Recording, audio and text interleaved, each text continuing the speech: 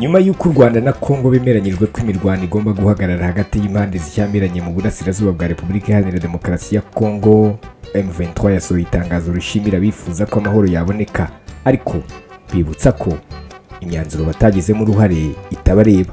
Muri iri tangazo, M23 yakomeje ivuga ko bimaze kuba akamenyero ko ingabo za Repubulika iharanira Demukarasi ya Congo zitwaza uburyo bwo gusaba guhagarika imirwano atari uko bifuza amahoro, ahubwo ari ukugira ngo babone uko bisuganya maze bakomeze umugambi mubisho wo gutsemba abatutsi mu burasirazuba bwa Congo.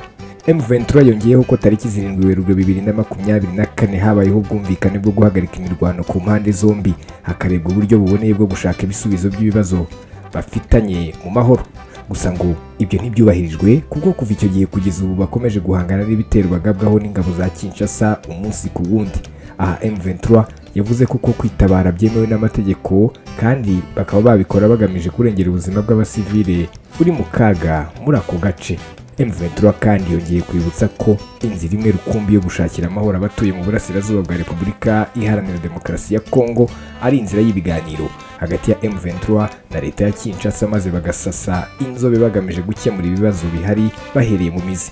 Uyu mwanzuro u Rwanda na Repubulika iharanira Demukarasi ya Congo bari bumvikanyeho wafatiwe mu nama yabereye i Rwanda muri Angola, ukaba wanavugaga ko uko guhagarika imirwano kuzagenzurwa n'itsinda rihuriweho n'u Rwanda, Repubulika iharanira Demukarasi ya Congo na Angola, maze iryo tsinda rigahabwa imbaraga mu bijyanye n'iperereza, yewe rikanareba uko ibindi bihari byakemuka. Komeza dukurikire hano kuri Isheja TV1 aho tuguha amakuru umunsi ku wundi avugwa mu burasirazuba bwa Congo ndetse no muri Kivu y'Amajyaruguru.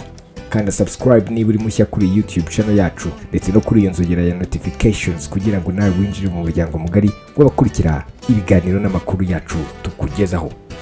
Ugire ibihe byiza.